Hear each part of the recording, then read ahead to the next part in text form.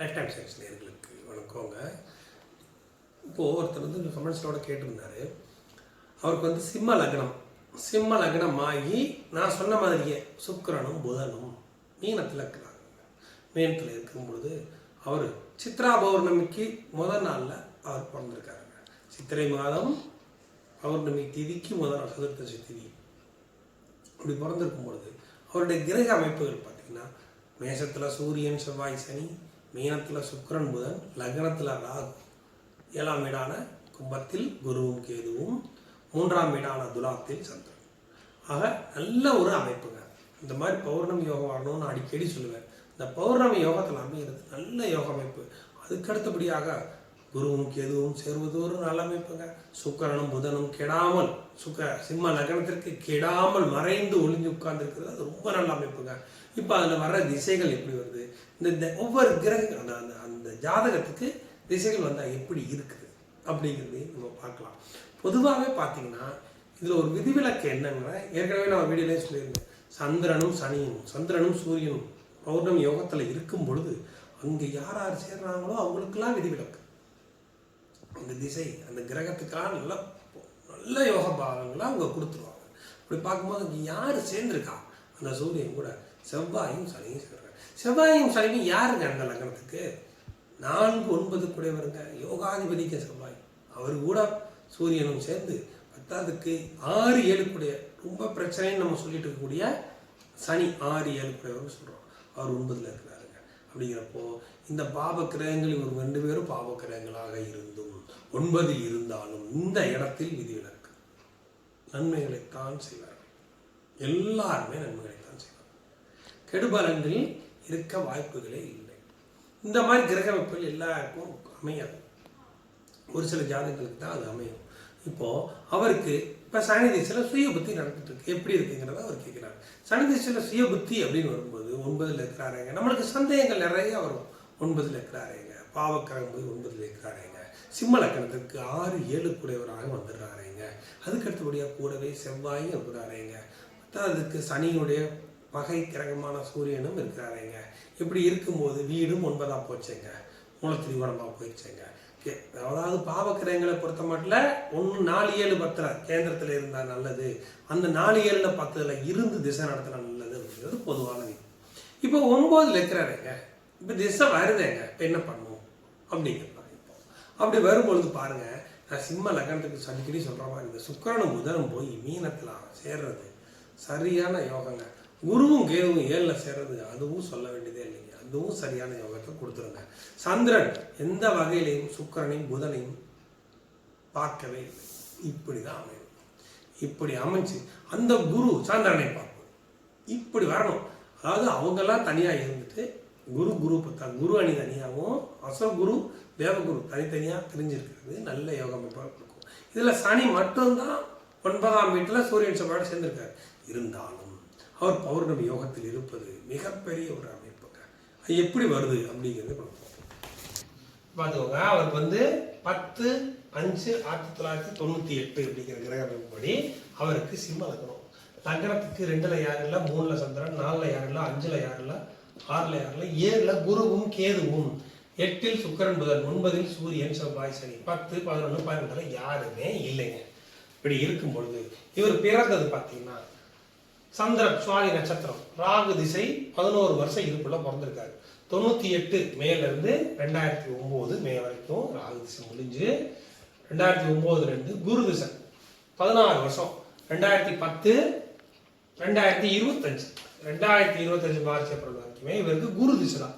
குரு திசையும் சூப்பர் திசை இவர் ஜாதகத்துக்கு. முதல்ல வந்து நம்ம என்ன சொன்னோம், ராகு திசை சொன்னோம். ராகுவும் மோசம் இல்லைங்க. ராகு இருக்கு வீட்டாதிபதி உச்சம் பெற்று சித்ரா பௌர்ணமியில் இருக்கிறாரு. ராகு ரொம்ப நல்ல பலன்களை கொடுப்பாரு. இவர் பிறந்ததே உங்க குடும்பத்துக்கு நல்ல யோக அமைப்புகளை கொடுத்து, அது ஒரு பெரிய அமைப்பு. ராகு திசை 11 வருஷம். அதுக்கு அடுத்தது குரு திசை கேதுவோட சேர்ந்திருக்காங்க. நான் அடிக்கடி சொல்லியிருக்கிறேன், குரு கேதுவோட சேருவது கோடீஸ்வரர். அவங்களுக்கு ஏதோ ஒரு வகையில் 30 வயசுக்குள்ள கேது திசையோ குரு திசையோ வந்துட்டாலே அவங்கள டாப் லெவலில் கொண்டு போயிடுவாங்க. இவருக்கு 11 வயசுலேயே குரு திசை வந்துடுச்சு. இன்னொன்று பிறக்கும் போதே கிரக அமைப்புகள் நல்லா இருக்குதுங்க. நான் சொல்கிறேன் பாருங்க, இந்த ஒன்னத்துக்கு அதாவது ரொம்ப கெட்டவர்னு சொல்லக்கூடிய 3 10 சுக்கிரன் அளவு போல மறைஞ்சு உச்சம். 2 11 புதன் அதிநட்பு. இவங்க 2 பேர் இந்த லக்னத்திற்கு ஆகாதவர்கள்னு சொன்னாலும் அவங்க ஆங்கல்ல போய் தனியா மறைஞ்சு வந்துட்டாங்க. இப்படி உட்காரணும் கிரக அமைப்புனா பாருங்க. நான் சொன்ன மாதிரியே வரும். 2 3 வீடியோ நான் சொல்லியிருந்தேன். லக்னத்திற்கு சிம்ம லக்னத்திற்கு இந்த சுக்கிரனும் புதனும் எந்த கிரகத்தினுடைய பார்வையும் இல்லாமல் மறைந்து இருப்பது மிகப்பெரிய யோகம் அப்படின்னு பாருங்க. இந்த சுக்கிரன் புதன் யாராச்சும் பார்க்கலாம் பாருங்க. சனியும் பார்க்கல, செவ்வாயும் பார்க்கல, சந்திரனும் பார்க்கல, குருவும் பார்க்கல, ராகுவும் எந்த வகையிலையுமே அவங்களுக்கு ராகுனா என்ன கேதுவோட இணைவு எதுவுமே இல்லை. மொத்தத்துல சுக்கிரன் புதனும் தனியா மறைஞ்சு போய் பார்த்தாங்க. அவங்களுக்கு 8ல சந்திரன் வந்துட்டாரு. எப்படி வந்திருக்கு பாருங்க கிரக அமைப்பு. அதே சமயம் பாருங்க சூரியனும் சந்திரனும் பௌர்ணமி யோகம் சித்ரா பௌர்ணமிக்கு முதல் நாள் தான் பரவாயில்ல. நான் தான் சொல்லிக்கிறேன் 2.25 நாளைக்கு இங்க பவர் உண்டு. இந்த வீட்டுக்கு பௌர்ணமி யோக பலன் உண்டு. அதுக்கு அடுத்தபடியாக இந்த பௌர்ணமி யோக பலத்துல சூரியன் உச்சம். இங்க இன்னொரு முக்கியமான விஷயத்தை பார்க்கணும். செவ்வாய் ஆட்சி, 9ஆம் அதிபதி ஆட்சி, 4 9 குடையவர் ஆட்சி, 6 7 குடையவர் மட்டும்தான் இங்க சேர்ந்திருக்காரு.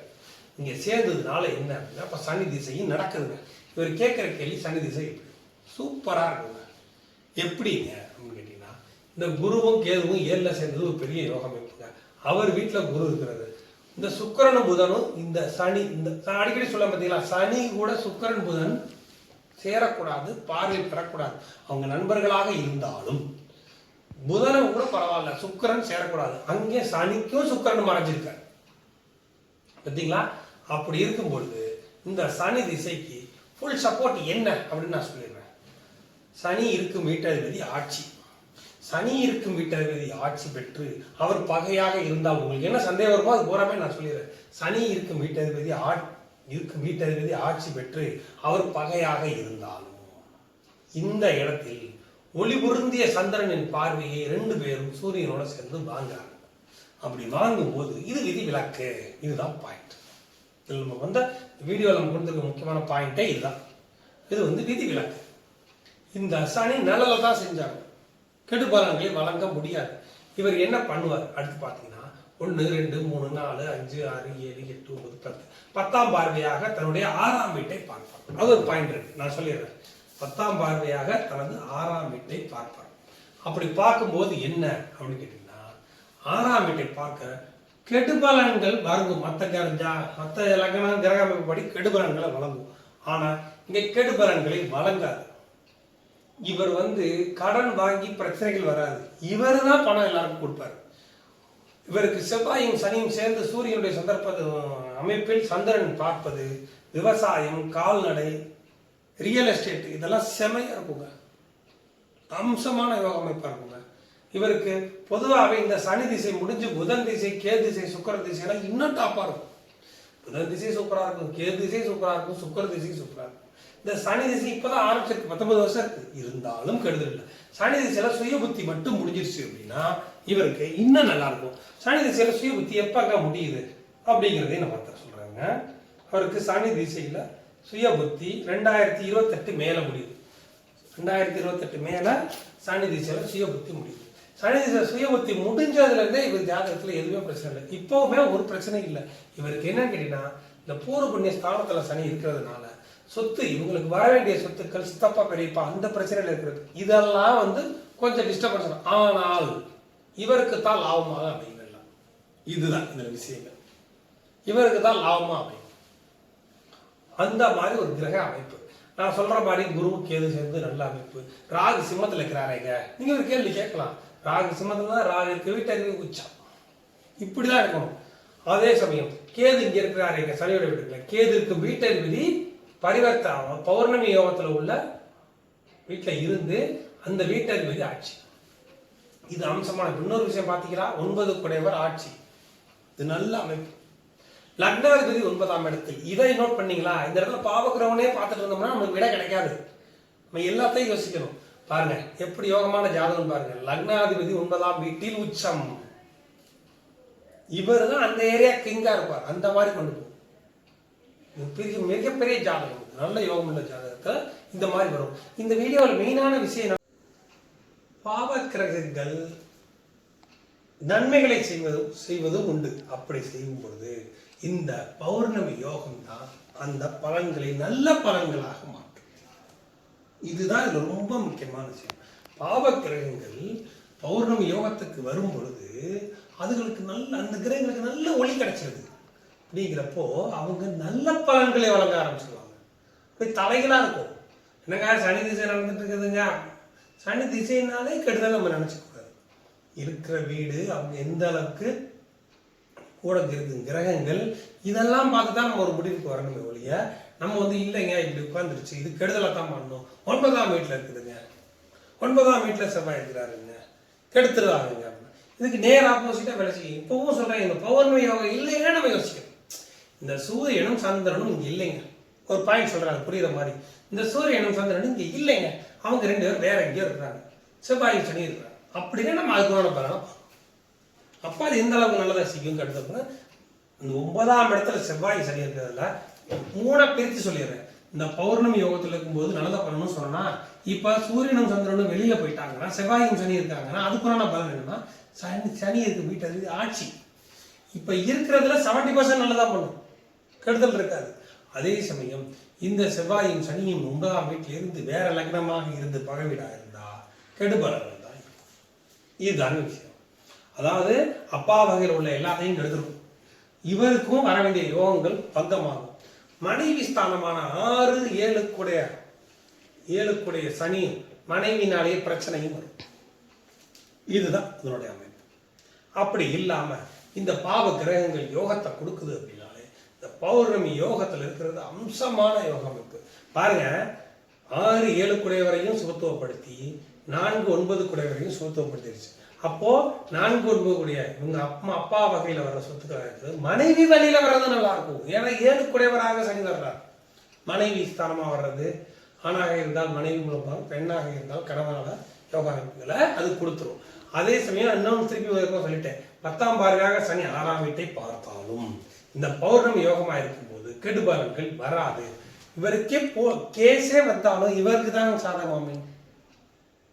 ஒரு பிரச்சனையே நடந்தாலும் இந்த சனி திசை பொறுத்தவரை ஒரு பிரச்சனையே வந்தாலும் இவங்களுக்கு சாதகமாமே.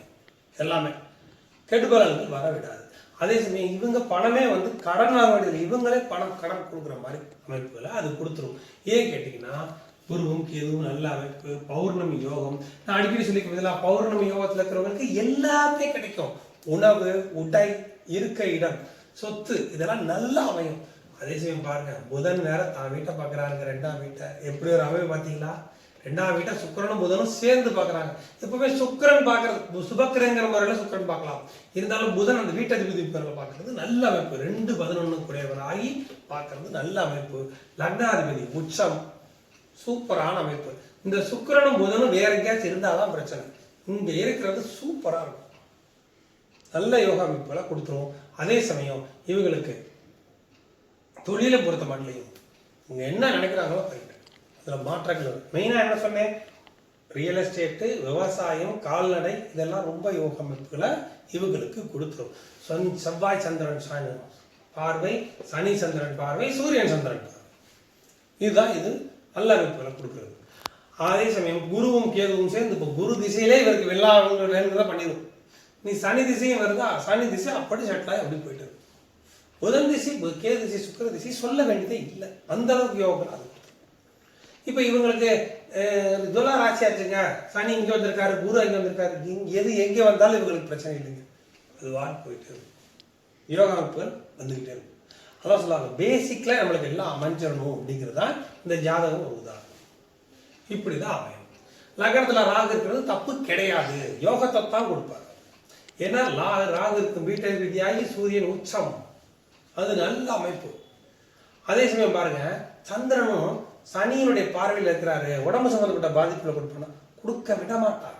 ஏனென்றால் சூரியனோட அதி பலன் பௌர்ணமி பலத்தில் இருக்கும்போது அந்த கெடுபலனும் இவருக்கு வராது. உடல் சம்பந்தப்பட்ட பாதிப்புகள் வரும், சின்ன சின்ன பிரச்சனைகள் வரும், உடனே சரியாயிடும். இப்போ இவருக்கு என்ன பிரச்சனை வரும் அப்படின்னா, சனி திசையில சுய புத்தியில இவருக்கு உடம்பு சம்பந்தப்பட்ட சின்ன ட்ரபுள் வரும், 2027 வரும். ஆனா அது பெரிய பாதிப்புகளை கொடுக்காது. இதுதாங்க. மற்றபடி 9ஆம் வீட்டில் இருக்கிறாரேங்க அப்படின்னு பார்க்கும்போது கால் சம்பந்தப்பட்ட வகையில ஒரு சின்ன ட்ரபிள்ஸ் கொடுக்கும் உடம்புல, மற்றபடி பாதிப்புகள் வராது. Okay, thanks.